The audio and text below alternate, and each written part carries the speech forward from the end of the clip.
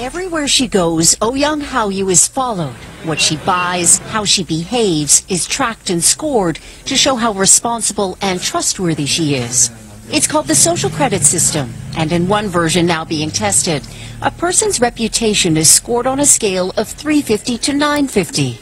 And Haoyu, with a good score of 752, is okay with it. In fact, most people are. It's a mechanism like pushes you to become a better citizen. It's big data meets Big Brother, expanding how the government monitors, understands, and ultimately controls its 1.4 billion citizens. Thanks to advances in artificial intelligence and facial recognition, and a web of more than 200 million surveillance cameras. Are people bothered by privacy concerns? We think the lot of camera keep the safety is really good. We can accept it. Companies are experimenting with the algorithms to help the government create the new national social credit system. The government also has pilot projects. In one, citizens are required to do hours of unpaid work to get benefits. And scores are docked for things like littering, a messy yard, gossip, even jaywalking. Video of offenders is shown on the local news. And information collectors like Zoe Ni are paid to report on their neighbors. Her quota, 10 entries a month. Like the man who carried a drunk person home. A good deed, she says. Good social credit gets rewarded with perks like cheap loans and travel deals. But a bad score means public shame and worse. Huang Huijun lost a court case and didn't pay. Now he's on a government blacklist. I can't buy airplane or train tickets, he says, and the list goes on. Being discredited makes it hard to get a job or put kids in top schools. The social credit system will go nationwide next year, and few here are willing to criticize it. Something that may pose a risk itself for a bad score and the life that comes with it. Janice Mackey-Frere, NBC News, Beijing.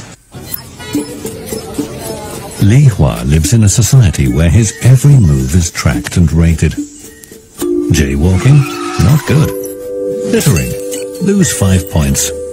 Playing your music too loud? Lose more points. Not taking care of your aging parents? You're in trouble, Li Hua. Your score is getting dangerously low, so you might not be able to buy a plane ticket or become a public servant.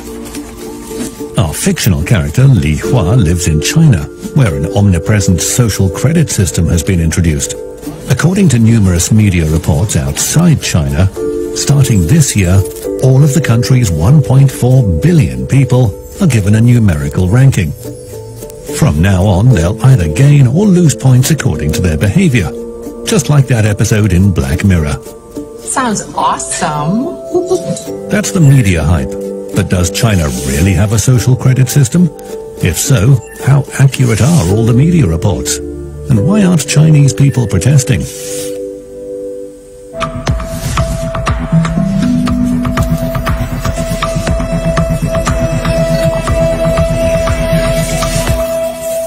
The social credit system is not fictitious. China has been developing a nationwide social rating system since 2014.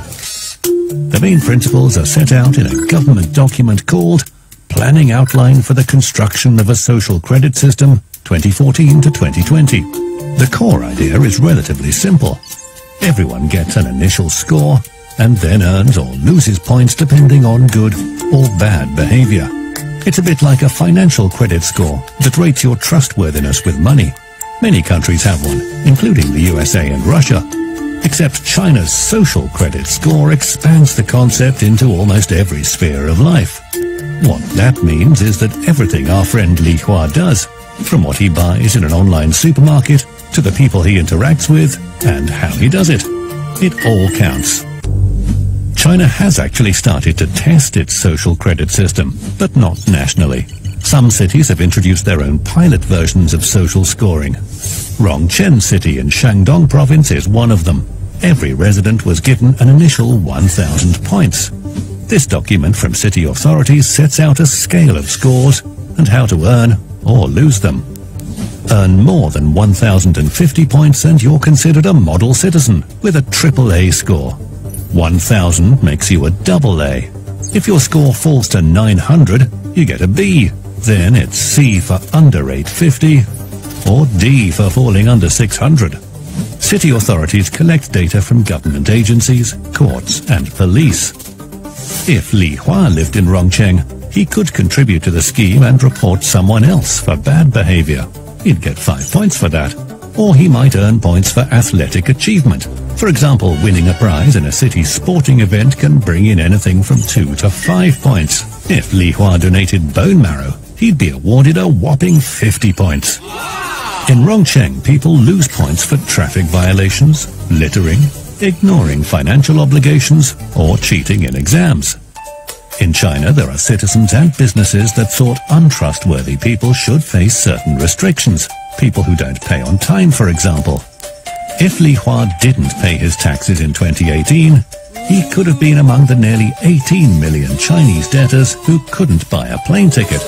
Another 5.5 million couldn't buy train tickets. According to a report by the Supreme People's Court of China, it made 3.5 million people voluntarily fulfill their legal obligations or pay their debts and taxes.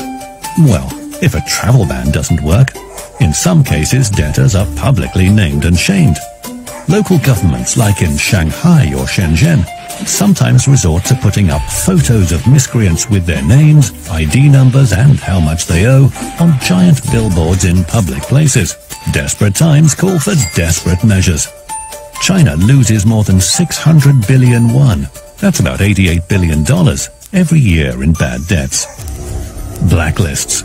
信用记录把它变成了一种资产，那这种资产对于具有良好信用记录的人来讲，那这个资产让我们在很多方面可以得到便利，特别是在涉及到和金融相关的一些，比如说贷款啊等等的方面。Mr. Zheng Gang is a deputy director of China's first think tank, the National Laboratory for Finance and Development. 良好的信用记录是吧？那大家都去珍惜这种良好的信用记录的这样一个结果，它就能产生整个社会啊整体那么这个诚信水平提升的。